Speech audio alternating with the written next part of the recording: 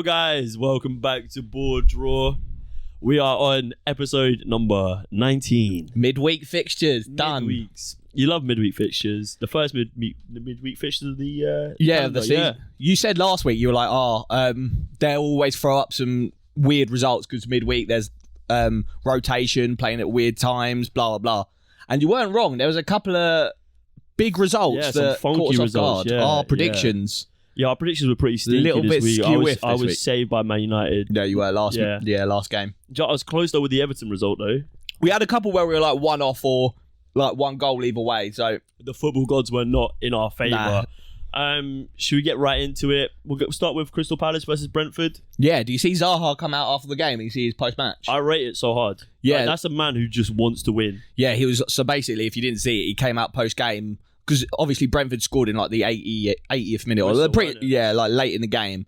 And he just came out and said, like, we completely threw it away. He was fuming that they didn't get 3 points because the journalist was like, oh, do you see it as 1 point gained or 2 points dropped? And he was like, 2 points dropped easily. Like, we had the game, we should have killed it, blah, blah.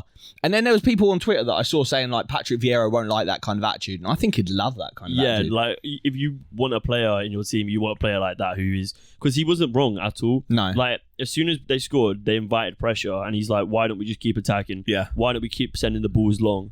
Like, they invited pressure and they conceded for it.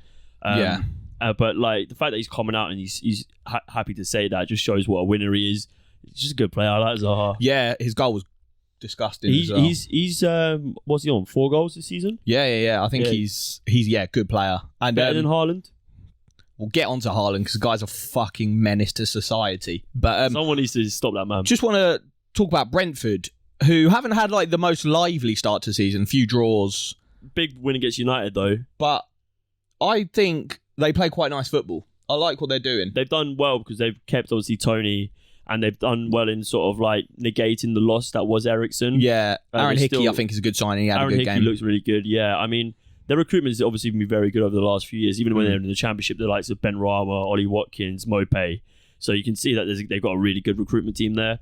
They don't make stupid signings, basically. Yeah. But yeah, I think they're definitely got enough about them to stay away from a relegation fight. They're hard to beat. Yeah, 100%. I saw a tweet earlier and it was like, who the fuck is going to get relegated? Because any team that you think is doing a little bit shit just get to win out of nowhere. Like Southampton, I thought would be down there. Couple of nice wins. Fulham, who I thought were going to be down there, and we'll get onto them next, beat Brighton, who I thought were like one of the best teams in the league so far. So for Fulham to get that result was outrageous. The likes of Leeds picking up points, Everton picking up points. So it's going to be tight down at the bottom, I reckon, this year. Yeah, I mean, is the bottom 3 Wolves, Villa, and Leicester? Yeah. I mean, and I can't imagine anyone had those 3 in their bottom 3 at the start of the season. But yeah, that is. They look. The amount of money that Villa has spent.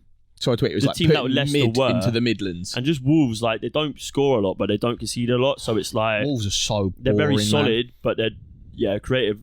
Just lackluster. Like we're not even going to talk about the Wolves game. It's fucking 0-0. How do you 0-0 against Bournemouth? Honestly, they've just been peppered like 16-0 in the last 3 games. They've just lost their manager. Yeah. If you can't score against Bournemouth, who can you score against? It's now. Yeah. But we'll go on to Brighton versus Fulham, which we pegged for a good game because both teams are playing well. Tidy playing 100%. Well. And a 2-1 win for Fulham at home. Good result. Fantastic result. I mean, Fulham look like the real deal this season. They've invested wisely. They haven't done what they did a couple of years ago when they went out and splashed like just 200 million cash, on just random players. But yeah, Fulham looking very tidy. Mitro is on fire. Him and HAALAND for the Golden Boot, mate. Everyone's terrified. Yeah, Mitro just looks like the player we knew he could be, and that he was in the Championship. He's just an absolute rat to defenders. Yeah, I wish him and HAALAND will come up against each other. Obviously, they're going to play at opposite ends of the pitch. They probably won't come up against each other too much. Maybe Mitro spends the game at centre back, and it's him on HAALAND. Do you imagine like a corner? Yeah, that's it. That'd be nice. But yeah, it's what a result for Fulham. Brighton looked really good in every game they played so far. Just really solid. But yeah, Fulham had too much for them on the day. And, I think it comes from Fulham having just that clinical edge in the final third. Likes of Mitro, Anderson, they're like tidy in the box. Whereas like Brighton, they got so good build up into the final third. And obviously Danny Welbeck wasn't playing that game.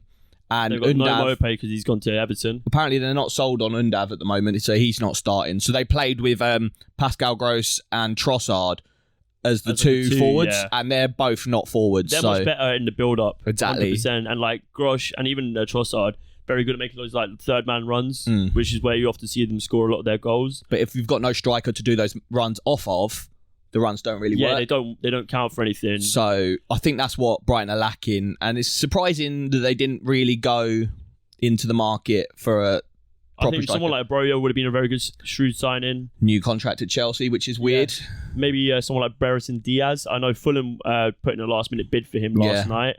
But yeah, that is my only concern for Brighton. They are sort of like the XG gods. Yeah. There was a couple of seasons ago where their XG was about crazy. 10 times what their goal count was. But yeah, I mean, they'll be fine. Don't worry about it. Yeah. Fulham, they're playing very well. They probably got a bit of a bounce for being back in the Premier League. And every team goes through a little bit of a struggle. And this is one result. So, I mean, you just move on to next week. Do what you got to do. They're lucky the game's coming thick and fast as well. Graham Potter's going to play that. My inspirational speech. He's going to play it for them. Do you know like Arteta in All or Nothing where he like got up Tony's tweet and he was like, "This is what he's fucking saying about you."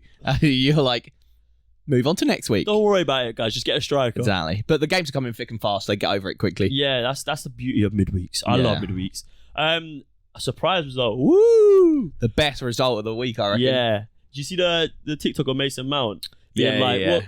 What fixture do you look for? Mate, if you're a footballer, you just wouldn't come out and say anything in case it just bites you in the arse. Yeah. Or say something like good. It's like Arsenal, Man United. Yeah, just like, go for a big dom. But yeah, Southampton violated them. And we've said this before, yeah. Ralph Hasenhüttl's sides, they're either amazing or shit. Terrible, yeah. Like, there is no in between. They're never There's mediocre. no consistency. Perhaps against Man United, they were kind of mediocre, but I didn't think they were bad at all. They've made some very shrewd signings in the likes of Joe Aribo. And a couple more on deadline day. Yeah, they signed quite a few on deadline day. Delatakar and then a couple of Man City academy boys. Yeah, they're just going for Pep's underlings. Yeah, mate, I love it though. I rate that because obviously the talent has got City. He's probably gone to Lavia being like, who else is good? My guy's born in 2004. Isn't that fucked? How's he out there scoring goals in the Prem? Born in 2004. You got to rate him, man. That's a talented baller. But let's talk about Chelsea. Another loss. 300 million plus spent. They signed is that the most Aubameyang on deadline. Yeah, the most expensive window ever, I think. Did they get Alvarez through the door? No. Apparently Ajax wouldn't let him go because they were like, we've lost too many players, which is fair enough. Yeah. But so they signed Aubameyang. Is he the answer to their problems? They're giving him a number 9 shirt, so he's going to have a stinker. Yeah. I mean, they needed a striker. They needed a striker. We know what Oba can do on his day. Come on the Blues. And like, potentially, I know he didn't have a very good end to his Arsenal career, but if he can recapture any sort of the form that he showed during the early years, then they've got a great striker on There's definitely a player in there still. For he was banging goals for Barca. Yeah. And I know it's a different league. I but can bang goals for Barca, I reckon. Yeah, I mean, I think, do you know what? They need a striker. There's not a lot of options out there unless you want to spend big money. Yeah. They got him, 12 million? Yeah. So, fairly shrewd deal. I don't think it's a long contract either. No, I think it's 2 years with the option of an extra one. Yeah, so which 2 is not years. bad. I mean, he is towards the end of his career. Yeah. And he is very much reliant on his pace. But I still think he's got that connection with Tuchel, doesn't he? So maybe there's something there. But he's a more dynamic striker than the likes of Lukaku. Yeah. But he's probably less dynamic than Werner. I think the problem there is like Lukaku got done for not pressing enough, and Aubameyang isn't going to offer you that, I don't think. But yeah, potentially, I mean, it begs the question. They've now got Sterling, Aubameyang, Havertz, Mount. Like, how is this formation going to sort of work? There's goals in there, yeah. and if Tuchel can't get the goals out of them, maybe it's a Tuchel problem. Yeah, potentially. I mean, did you see the memes about them lining up with like 11 at the back? Yeah, when they were linked with that geezer from Leipzig. What's his name? Is it Leipzig? Is it Serbian brother? Joseph Galvidal. I remember for like 90 million they wanted to pay. I mean, they got Fofana, didn't they? Yeah. Fofana's a good player, but 90 million. That is crazy. And so they paid 90 million for Fofana, and then we're going to pay another 90 million for Galvidal. And it's like, I get that Thiago Silva's about 50 years old and Koulibaly's quite old, so you're going to need like a next gen of centre backs. But fuck me, like can't spend 200 million on defenders and 300 million in a transfer window. But you look at their squad and you think, are they any closer than they were to Liverpool or Man City in the previous seasons? In my opinion, they're further away. And it's just definitely not. Yeah, I'd probably agree with that. And like losing 2-1 to Southampton is not ideal at all. They've had a pretty sticky start to the season. They got Zakaria from Juventus as well in centre mid. Just remember that. Which is average, I think. Yeah, it's not an outstanding signing. Someone like a Frankie de Jong would have been brilliant. That's kind of what they needed. The game for them, yeah. That's what they are lacking, that creative player in midfield. Because right now, I'd put them below Arsenal and Tottenham in my like race for top 4. But if they got Frankie de Jong, I'd put them right in with like above Man United. We'll get on to Man United. Yeah. I know, well done on the win, but there's problems there still, I think, in my opinion. Just finish up on Chelsea. Like, you said this as well. I think maybe during our Premier League predictions where you said there is always fire behind the scenes at Chelsea. And is there mid-season sort of explosion happening early? I think if a couple more bad results, people are going to start talking. I mean, I'm already starting to talk, but... Do you think Tuchels going to last out the season, or would you give it a couple of weeks before you make that sort of call? I think you got to give him a couple more weeks. Who have they got fixture-wise? They've got coming up. I can tell you that. Oh, no, I can't. Oh, here we go. So they've got West Ham, which is a hard result. London derby. Fulham on fire. And that's away. And then Liverpool. So 3 games where... And then Crystal Palace. So there's 3 or 4 hard games where there are fixtures that you wouldn't want if you were struggling. No, they would be like a Bournemouth or a Villa maybe. Or straight in like an Arsenal or a Man United where you've got to be up for the game. You don't want like a team that's West Ham or Fulham where they're like tricky, but and then you don't want a Liverpool that they could beat you, but you're expected to win. Exactly that. And then like you don't want a Liverpool, which is like you're not expected to win, but you could get absolutely ruined. You want like you said, like a stinker of a team, or a team on your levelish like Arsenal, Tottenham, Man United, where you can get up for the game, like they did when they played Tottenham. They got up for the game and played well. And they threw it away, didn't they? And so you want one of those games. I think they're tricky games for Chelsea. So the next few weeks could be quite telling for Chelsea. But you know what's weird is that Chelsea, especially under Tuchel, have been very good defensively. And like this season... It's gone out the window. Yeah, and I don't know whether that's because Rudiger's gone. I think he's so underrated. Mendy has had an absolute howler of a season so far. Howler. And when is it time where you look and go, perhaps we look to our bench? I mean... How much worse can it be? That's true. It's like 150 million keeper to 180 million. The worst thing is, if you're a keeper, and I'm speaking from experience here, as a built like a goalkeeper, as a Premier League goalkeeper, former. Yeah. There is nothing worse than going out there and just getting shot to pieces every game. And like if they've got a defense in front of them that can't defend, their confidence is just going to go down and down. You want a keeper at the top confidence, man. Yeah. Maybe 100%. Give Mendy a break. We know what he can do. That's why he came in. And he smashed up the Premier League. He basically conceded no goals for like just time. And now suddenly he's making these weird mistakes. There's problems at Chelsea. Give him a break, man. Let him go back to Senegal, go on holiday, chill out for a bit, and then come back, revitalize. Two holidays in that. Maybe he needs to like dye his hair or something. I don't know. Oh, come on. The man dem. But yeah. Talking about dyeing his hair. Have you seen Anthony Gordon's hair these days?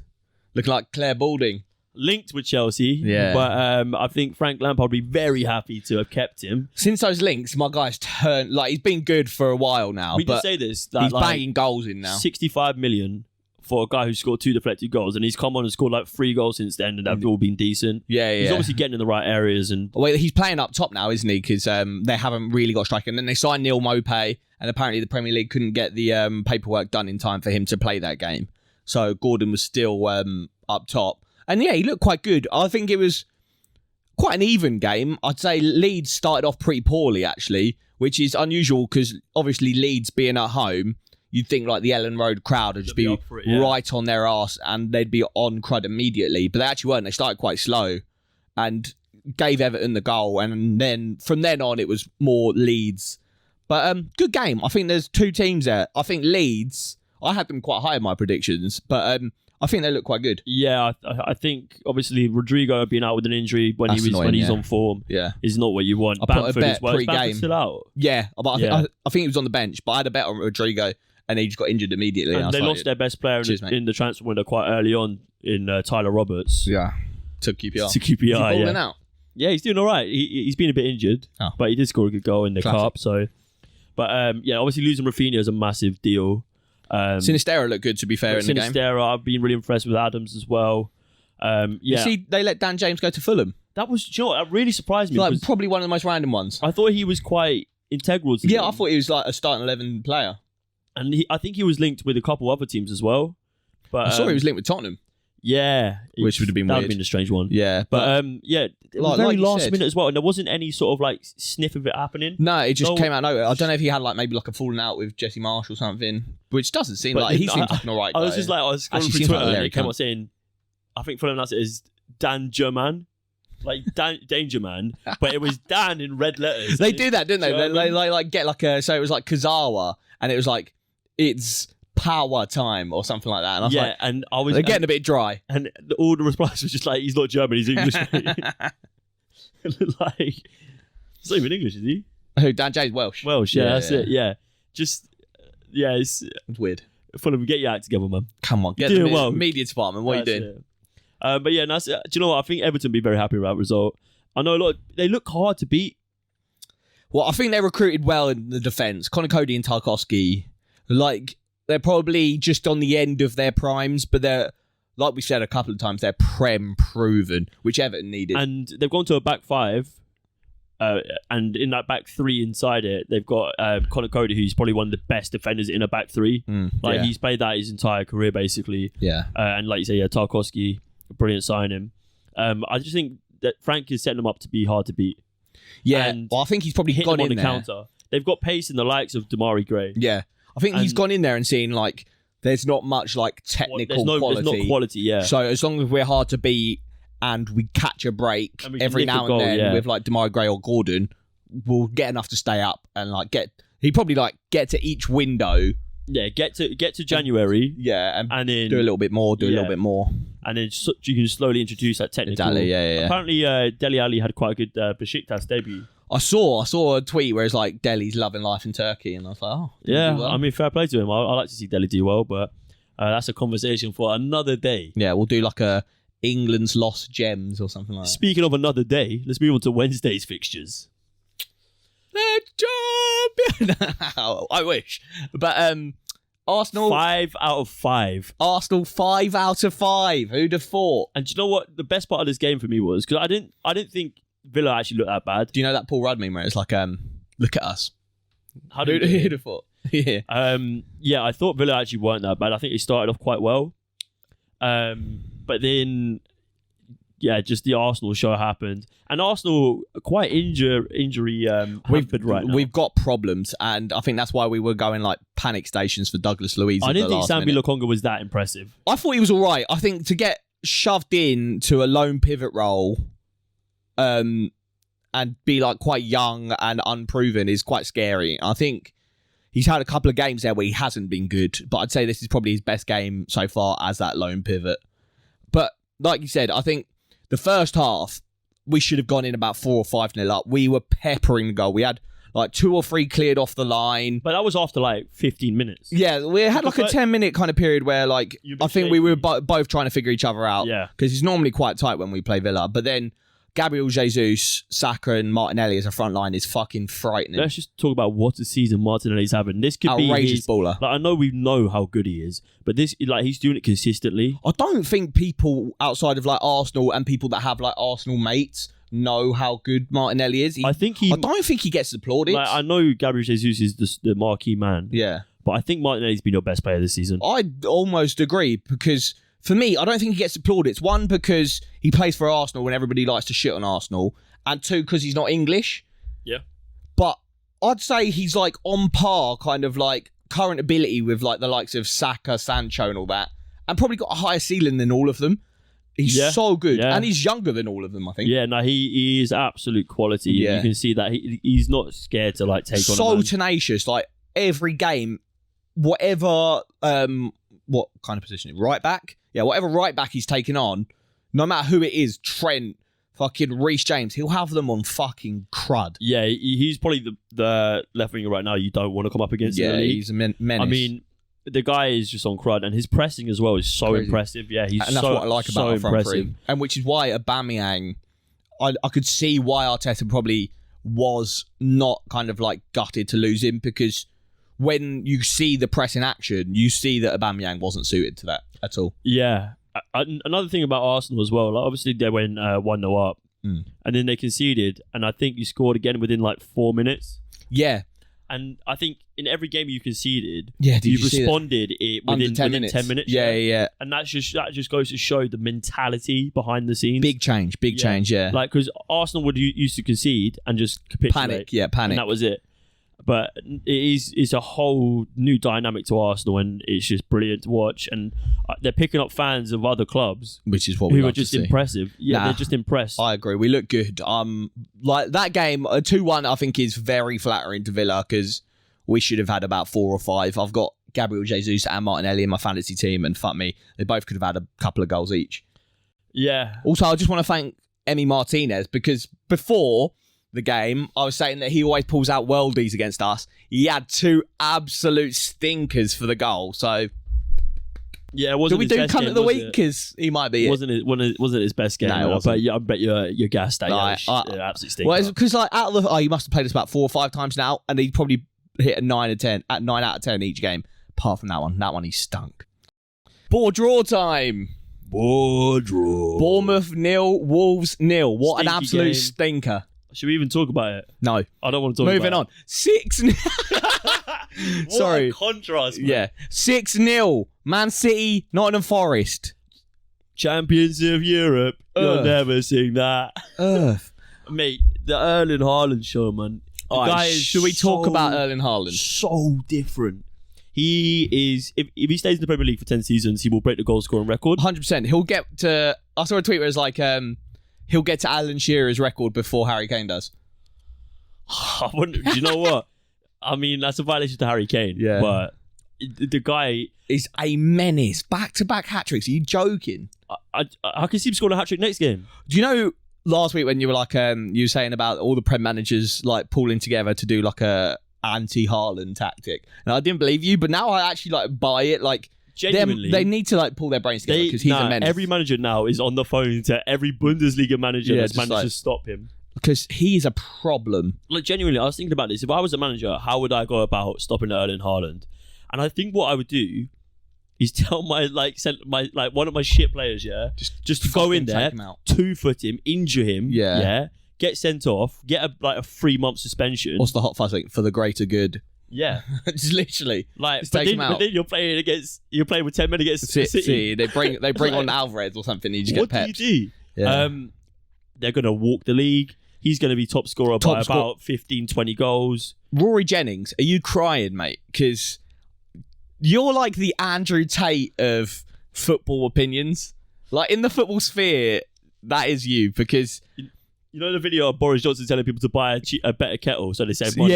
Yeah. Just waffling. That is Rory Jennings. He was like, underachiever of the season, Erling Haaland. Are you drunk? Didn't he say how rude is it to every like established player in the Premier League to say he's going to come in and rinse it? It's not. Firstly, Aubameyang came in first season, got Golden Boot, so you can come from abroad and first season win against the establishment. But if you've watched Haaland's a menace. If you've watched any of Erling Haaland's football from the Bundesliga, the Champions League especially, even for Norway, you know that no matter what, like his presence on the pitch, he's built different. His movement, his ability to finish, like the way he just holds off defenders so easily, so strong, and he's just ahead of the game. He anticipates the game before it's even happening. Yeah, and he's about 10 steps ahead of everyone on the pitch. 100%. So no matter where you are, who you're playing for, that man will score goals, and everyone knew it coming into the season apart from you. It reeks to me of just pure saltiness. I think Chelsea were linked, and then as soon as Chelsea didn't get him, he was just like, Haaland's not that good. Or is it just terrible takes? Or a bit both. He's probably... Or is it just... My man just... Yeah, he's fishing, but also thick as shit, also salty. It's a combination of all. Shout out to Rory Jennings. Yeah, come on the pod, mate. Get your shit together. But yeah, apart from Haaland, let's talk about Julian Alvarez. Looks like a right player. Do you know what?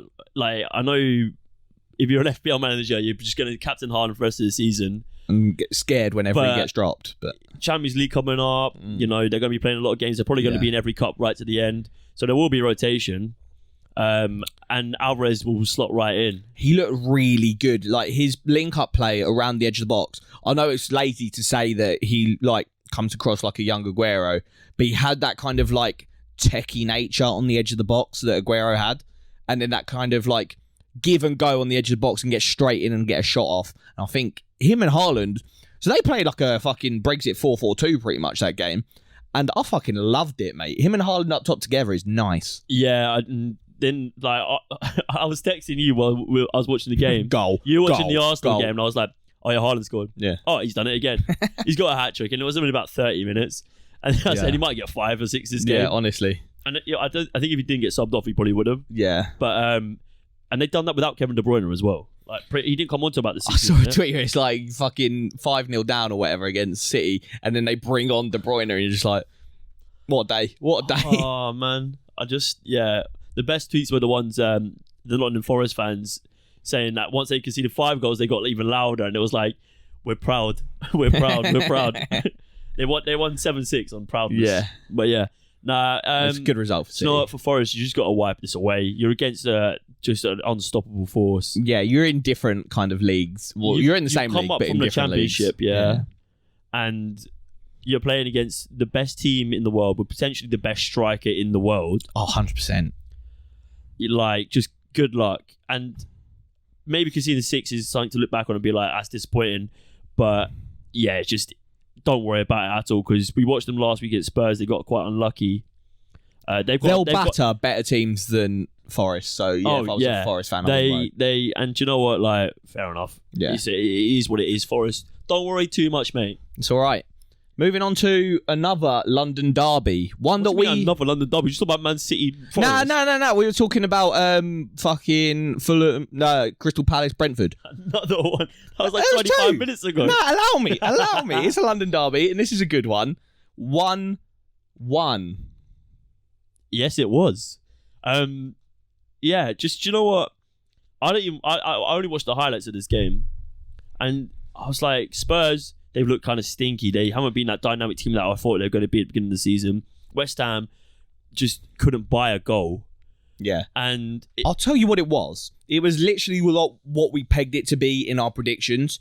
We said the Spurs, their results look good on paper, but if you delve just an inch under surface level, you'll see that they haven't played that well in any game so far this season. And this wasn't different either. I saw Antonio Conte come out post-game and he was moaning about a penalty shout that they should have had that got disallowed where he got crossed in and then Cresswell, who I think is a problem, they need to get him out.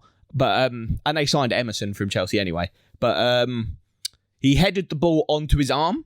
So it wasn't a pen, but Conte was fuming about it for some reason. To be fair though, if you're a manager in the Premier League, even if you're a player, you've got to go for everything because enough times it goes against you. Yeah, know what I mean? But apart from that, he was using that as kind of an excuse not to talk about how average Spurs were. And I think that kind of shows that he must know deep down there's problems there and he was just clinging onto that as an excuse because West Ham dominated them. Apart from 20 minutes at the end of the first half, it was all West Ham. I think if you look at Spurs as a team, they've obviously spent they've recruited a lot of wing backs. They've added Richarlison as well, and they've got Kulusevski on a permanent. He looked good still. How do you incorporate these wing backs into the game more? Because surely that is your game plan, is to have just bombarding left back, right wing backs, and just get up the pitch. But it doesn't work if the middle of your team is so weak. Obviously, if you're playing a 2-man midfield against a 3 or 4-man midfield... Yeah, they got outplayed by Fornal, Souček and Rice, and then Paqueta came on and balled out as well. Paqueta looked really good. Yeah. But yeah, it's either you need to get a player who's better in a 2 than Højbjerg and Bentancur and someone Basuma. To dictate the tempo, and they've got no one. Like a Thiago mould. Yeah. He's so important in today's game, and we've seen how it affected Liverpool when they don't have it. To have that player that can slow the game down or increase the tempo at a second's notice. But yeah, Spurs didn't really address that in the transfer window. and I think it will come back to bite them. Yeah, 100%. But the problem is, it's not easy to find a player like that at all. No, they go for a lot of money these days. One thing I do want to say about the Spurs game, though, is I said this pre-season, Lloris is dog shit, and he was the reason they conceded. So what happened is he got the ball played back to him by one of the centre-backs, and then he went to clear it and just booted it straight off the pitch. And then from that throw, they threw it to Antonio, and he did like the cute little scoop turn to Souček. But that all stemmed from Lloris just being shite.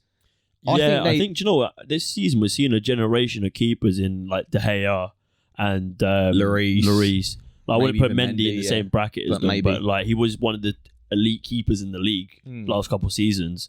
But yeah, we're seeing that sort of let them fade out, and they're getting found out. They're moving to more technical keepers. Yeah. But yeah, like, yeah, Lloris, man, it's a sad, like, it's a decline. But and I think the problem that they've got with him, and it's not that it's the same with Man United because De Gea is not their captain. But when your keeper's your captain, you can't really drop him. No, not at all. So it's not even like. But they've got Fraser Forster on the bench. Well, exactly. So they've got a good backup goalkeeper, but they can't drop Lloris because he's the problem is though his performances aren't so bad that they're getting like analysed to shit. Yeah, whereas I suppose you look at De Gea against Brentford, he was getting like laser visioned. Yeah. He's not putting up like howlers. I'd call and he might pull off like a really good save again. Yeah, he did have a couple of decent saves in the game. To be fair, and like, as a shot stopper, he's actually not one. He's not at all the worst in the league. No, well, he's literally like in the De Gea mold. Like shot stopping's fine, but if you're trying to play like possessive transitional if you want to be a football, team in like the top four, you've got to dominate most games possession wise, and you can't do that with a shit goalkeeper. Spurs are going to be hard for like teams like Liverpool, City, Arsenal. We even saw against Chelsea. I mean, Chelsea went 2-0 or 2-1 up, whatever.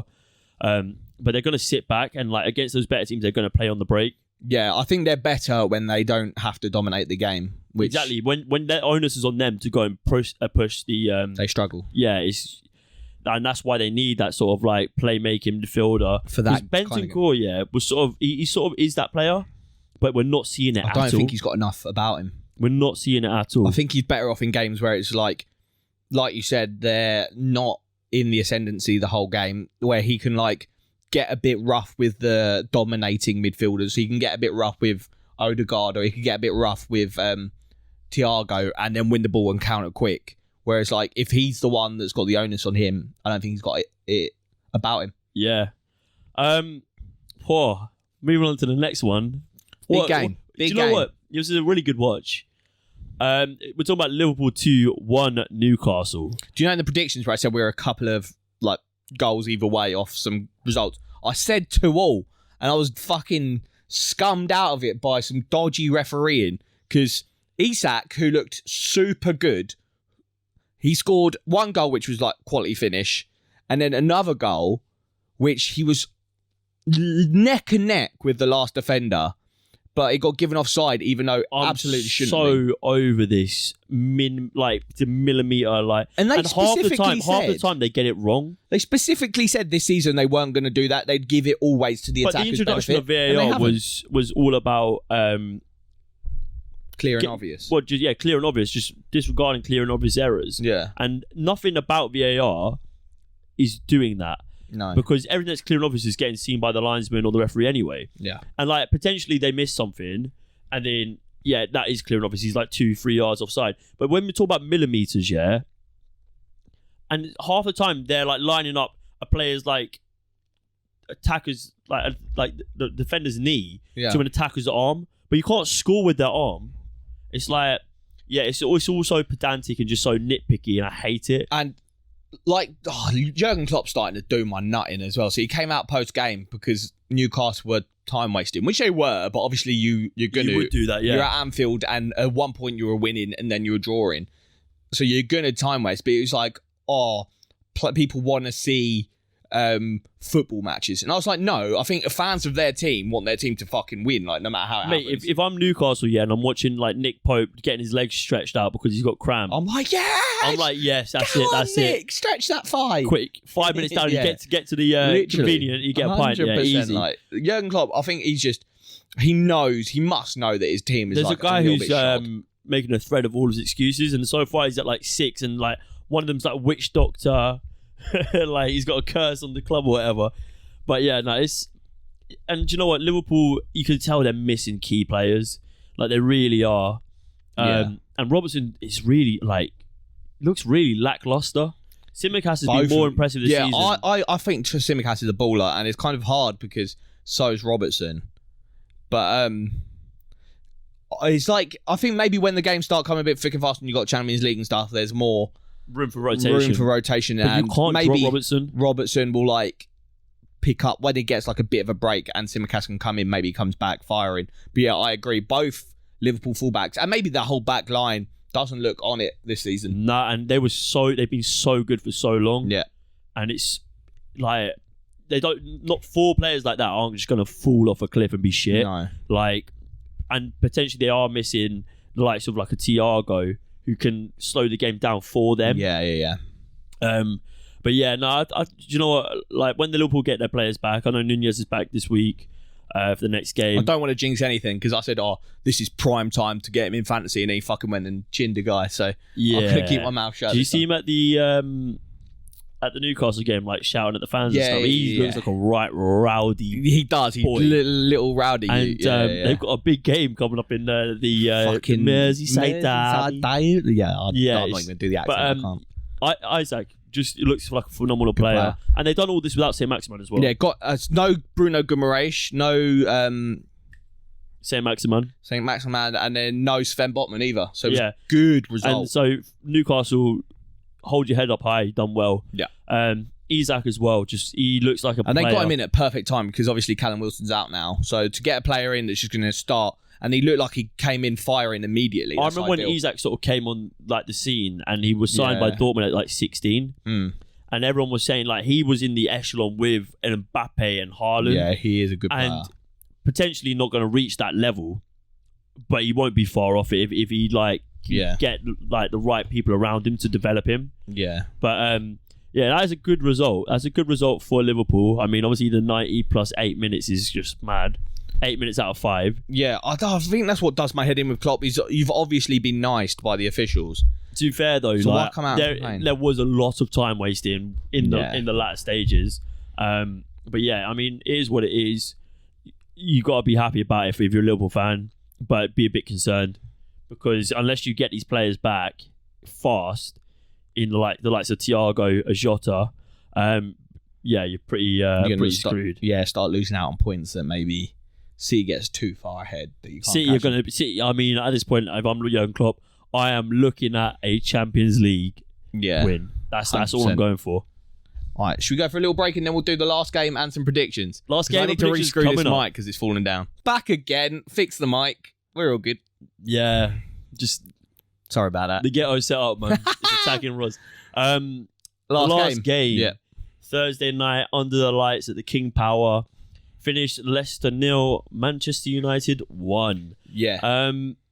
This game was fun to watch, but it was kind of fun to watch because of how bad both teams were. There's definite lack of quality. United ran the final third, just couldn't seem to get anything really going. But Leicester was so poor in their defensive third that it was sort of like, how have you not got more? Yeah.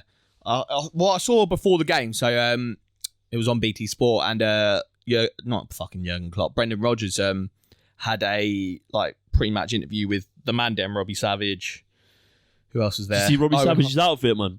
Yeah, he looks like a wet Don. And they were like, so Robbie Savage was gassing up Brendan Rodgers and saying, if Leicester didn't have you as their manager, because you can galvanise a team, blah, blah, blah. He was like, they'd probably be up for relegation. And I kind of agree with him there. I think Leicester would be, they're already in a pretty sticky situation, but they'd be... Even Rodgers has come out and said, this isn't the team that we had 2 years ago. Yeah, they'd be even in a stickier situation without Rodgers. He called out the board a bit. But he did. So they were like... so they mentioned like the lack of recruitment, so they've only signed one player, and that was just to replace Fofana last minute.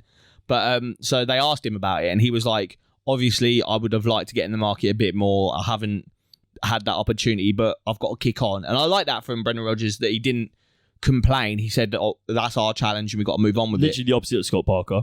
But you've got to feel for him because there is a definite lack of depth and there's problems in key areas that they haven't addressed. Yeah, I mean, the only real bright spots for me last night were Harvey Barnes. Oh, Barnes is I a player. thought Kiernan Dewsbury-Hall had a decent game. I like Dewsbury. And I think Luke Thomas as well. He's not the most spectacular left back, He's all right. but he's actually not Yeah, he bad does at all. all right.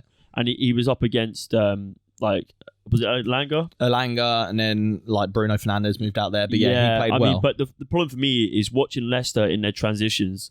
So they'll have the ball and they'll lose it like up in Man United's half.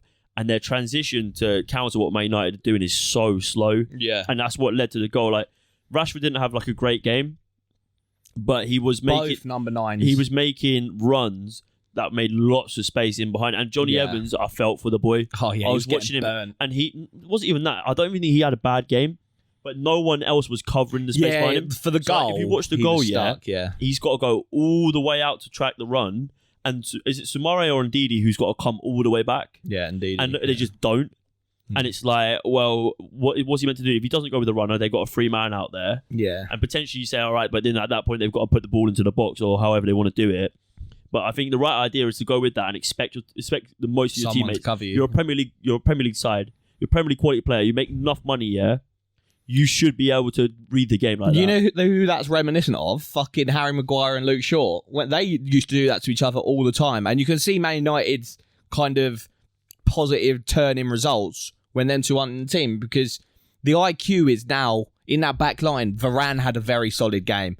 Martinez had a very solid game. He's a bit of a yellow card merchant, like Martinez. Oh, though. yeah, mate. He's Larry Ute, mate. Yeah, and he gets, like, because of his physicality, he goes more, doesn't he? He's like proving a point. Bit like us, yeah. But, yeah, literally us. But I think Man United's defence looked good, but both teams in the middle third and final third looked a bit average. For me, Rashford didn't have a good game. I think him at number 9 doesn't work. Jamie Vardy, I think, is past it. Him at number 9 now. I think you'd start Iheanacho or Patson Daka every week. I think I'll start Daka. I think Daka's got a lot of quality. Yeah, so I think them two, if you made those changes pre-game, brought Ronaldo and Daka in, could have been a more competitive game. I don't like this. They set up like a 4-1-4-1 Leicester, and they transition it to a 4-3-3 when they're in possession. I think you've got to go for like a 4-3-3 and then potentially like drop it to like, I don't know, a 4-2-3-1 when you're out of possession, just so you have that in the middle of the pitch. They look so light. Yeah, because they're playing currently Maddison out at right wing and Harvey Barnes at left wing. And then Tielemans. I don't think not Harvey Barnes. I don't think Maddison's a winger. I think he's got to play Cam. He's got so to much dictate better the game. having the game go through him when he's like 100%. Even as like a shadow striker, he's really good. He's got to be in the middle, and that's why Leicester look light. Is because they've got a light squad anyway, but when he's not in the middle, him and Tielemans is like a midfield with Ndidi obviously they've got no centre backs. Ndidi played centre back, but Ndidi and Tielemans with Maddison just in front of him, that's a good midfield. That's a really good midfield, and that might be better than Liverpool's midfield at the minute. Exactly, and so I think getting back to that would be good for Rodgers. Obviously, there's injuries and whatnot, but I think Leicester right now there's problems there. Yeah, big problems.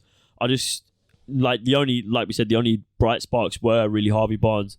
He missed a good opportunity right at the end, didn't he? Yeah.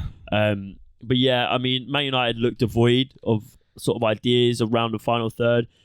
I think there's definitely Ronaldo had a stinker when he came on. I think there's promising signs there for Man United. You can see the patterns of play that Ten Hag wants to do. Eriksen was good. Yeah, Eriksen and Bruno Fernandes. I like hating on Bruno Fernandes because he's a bit of a cunt, I think. He's just got that energy. You're like, oh, mate, if I was on the pitch, I'd go for your legs. I think most Liverpool fans would agree with you. I'd go for your legs every game. But that game, I think he was, in my opinion, the best player on the pitch. Everything that Man United did kind of went through him. And the patterns of play United are trying to build in the middle and in the final third, they look good, and a lot of them involve Bruno Fernandes. I was impressed how often Malacia got forward as well. Good player. He was really bombing on forward. Very impressive. But there's 3 wins on the bounce, Man United. Can't 2 away wins in a row as well. Massive game this weekend, though, against your bloody boys. Yeah. So that'll see both teams. I think they've both been kind of asked questions as like, the results you picked up, maybe you need a proper test. This is arguably both teams' first proper test. So we'll see what happens. Yeah. I mean, they played Liverpool and they won. Oh, shit, yeah, I forgot about that. But I think everybody just wrote them off. That was just a strange game, though. Yeah. That was a strange game against a very weak Liverpool side who were very poor, and Man United made the most of it. So, not much to say about that. But shit, that game, actually. should we move on to some predictions? We had a stinker midweek, but... I've got another correct result, though. Is that 3 weeks in a row with the correct result? Yeah, you're doing good. You're doing good. Do you know what? The best part is we don't think about these predictions beforehand. Nah. We just literally do it on the fly. I was walking the dog earlier and I was like, shall I think of some? And I thought, I'll genuinely forget them before I get to the pod and then just... Well, when the games are happening, I have to re-listen to the end of the pod to remember what my predictions were. Right, let's start it. Early kickoff is a naughty Merseyside derby. Frank Lampard's Everton involved the bottom end of the table where Liverpool were sitting for a while, but now Liverpool got a few good results. So, what are you saying? Everton at home against Liverpool? Oh, mate. I think I'm going to go for a 3-0 Liverpool. I was going to say 3-0. 3-0 Liverpool from both Everton of us. going to win 4-3 now. Yeah, probably. But yeah, no, 3-0 Liverpool for me and Roz. That's in sync, man. Yeah, Brentford Leeds. What an interesting fixture that is. Good game. That's a real good test to see where these two teams are at for each other. Yeah. I'm going to go 1-1. I think I was going to go for a 2-2 draw. I was going with 2-2, and then I remembered Rodrigo was out, and so I lowered it to 1-1. But we've both gone for draws. Yeah. Nice. 2-2 draw for me. Chelsea versus West Ham, a London derby, Roz. What have you got in this game? Love me a London derby. I think West Ham will be spurred on by their result. And I like what you did there. And I wonder if Aubameyang will start. Fuck it, one. He did just have his jaw broken or some shit. Yeah, maybe that's why his announcement video was so dry, and he was just like, "Yeah, guys." Yeah, that's a horrific thing to go through. Shout out Aubameyang. Yeah. But I'm gonna go with a 2-2 draw. Ooh, I think I'm gonna go for a 2-1 Chelsea. Yeah. Okay. Newcastle Palace, another good game. Yeah. Oh, do you know what? There is a lot of good games on this. Yeah. Newcastle Palace. Do you know what? I really like Palace. I really do. But I think Newcastle was set up so well. Yeah. And I think if Isaac starts, if St. Maximan's back, Bruno Guimaraes is back, it could be a hard one at St. James's Park. I think I might go for a 2-1 to Newcastle. I like that. I'm going to go for a... Oh, that is a hard one, you know. This is a tight game. I'm going to go 2-1 as well, I think. To Newcastle? Yeah, I think so. Yeah. Do you know what? That could go any way. Yeah, that might be the hardest game of the week. Yeah, that's tight because they're both looking good. Two teams now that have been peppered for fun recently. Nottingham Forest versus Bournemouth. The championship battle of the season, right and here. In the championship, am I right in thinking the Bournemouth came out on top quite a few times that game? I think Kiefer Moore had Nottingham Forest on ropes, from what I remember. Yeah, I think so. But yeah, what do you reckon? Nottingham Forest at home against Bournemouth? I think Morgan Gibbs-White is going to put on a show. Oh, you love to see it. I think he's going to put on a show. I hope Awaniyi starts. And I think it might be a 3-0 to Forest. Because he looked good in his little cameo against City. But as good as you can look when you get battered 6-0. But I'm going to go 2-0 Nottingham Forest. Nice. Yeah, nice. I think both back and forth. We've gone for the same results. If Bournemouth don't score that game, I swear that'll be 6 on the trot without a goal, which is an L. I think this one might be London derby. I think this one might divide opinions. London derby. Spurs, who we both admitted look not the greatest, against the newly promoted Fulham side, who look the greatest. Tidy. Yeah, they look good. Rosario, who have you got in this one? I don't want to do it, but I'm going to back Spurs. I'm going to go 2-0 Spurs. And I'd fucking love to be proven wrong. I think I'm going to go for a 0-0 draw. I'd take that. I'd bite your arm off for that. I think I'm going to go for a 0-0 draw. Okay. I think we're going to watch a 0-0 and questions will be asked. I hope so. Yeah. Talking about 0-0s, a team that can't buy a goal, and we say this literally every single I've just gone for a 0-0 in a game that's got Harry Kane and Mitrovic in. Both cooking, but it's okay. Yeah, Wolves Southampton, probably the worst fixture of the... Yeah, although Southampton off the back of a very good result against Chelsea. Yeah, I think, do you know what, I'm going to go for one... I mean, it's not really that rogue, but I'm going to go for a 1-0 Wolves.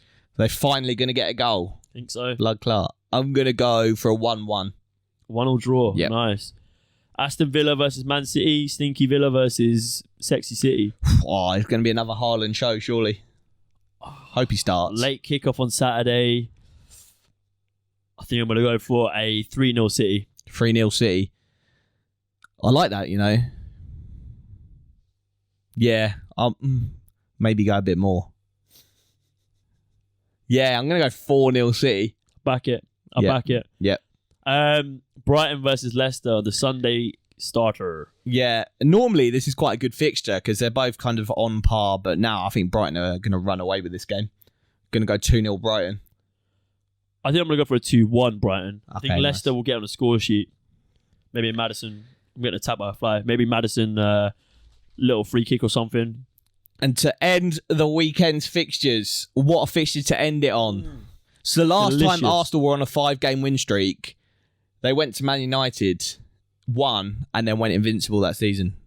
And then Man United ended it again, didn't they? And then they ended the streak. But Arsenal versus Man United at Old Trafford. Yeah. What are you saying? I haven't been impressed by United. I haven't been unimpressed. Apart from against Brentford. Apart from every game. Yeah. Apart from Liverpool. They've looked much better defensively. They are. But do they have enough to stop Arsenal scoring? Arsenal have got injury problems as well, which is something to bear in mind. And do you know what? United have looked fairly comfortable in the middle of the park. I know it was against a very devoid Leicester team. But it's a really hard one. I think it's gonna be a cagey game, you know. I'm worried about if obviously is so who's back in your midfield? Xhaka, El Neni. El Neni's not. Is Xhaka back? Xhaka's always been there. Zinchenko, I think. Zinchenko's still out. Oh, is he out? I think it's going to be Sambi and Xhaka with Odegaard in front, and Odegaard is still a maybe as well. So he could be sticky. Yeah. Against the midfield of like Eriksen, Bruno, and big Scott McTominay. I think I'm going to go for a. This is really just, I haven't even thought of a result yet. I'm going to go for a 2-1 Arsenal. Let's go! I'd back that. I'm going to go for a 2-1 Arsenal as well. Do you know, that's a really hard game to predict. It is. Like, if you give me the fully fit Arsenal team. Oh, mate, if it was fully fit Arsenal, I'd say like 5-0. But yeah. I mean, yeah, it's a hard one. There's some good fixtures. Yeah, this it'll be a weekend, good exciting times. And then Champions League next week. And the Champions League starts. You know, the tickets only came out this morning for that. Yeah, How fucked is that? I was going to get the Arsenal Europa League tickets, but I'm going to go for. So we've got Zurich. Just wait until you get to the final. Come on, we got Zurich, PSV, and Bodo Glimt. I'm going to go to the Bodo Glimt. I think. Nice. Go for an away day in Norway. Tasty, man. Yeah, come on. But yeah, that basically wraps this up, man. Yeah, we've had an episode. It's been a good one. We've got Champions League midweek, so we've got a Champions League preview coming out. We're going to do a transfer window roundup because the transfer window is closed. And we are still running a football mystery shirt competition. It's a banger. Get your fucking entries in, lad. It's a banger. All you got to do is just comment on YouTube vids, mate. It's not hard. That's literally it. Just comment and subscribe, obviously. Yeah, subscribe. Doesn't take any time at all. Just do it. Subscribe. Yeah, subscribe, mate. Please. TikTok this week. Trust me. We've actually got it lined up. We've got it ready. We've got it all scheduled. It's coming. It's coming. Yeah, subscribe to us on YouTube. Follow TikTok. Follow Insta. Follow YouTube. It's all good vibes, man. Yeah, it's all good vibes. Man. But thank you so very much, guys, for watching. And as always, it's BoreDraw. And it's live.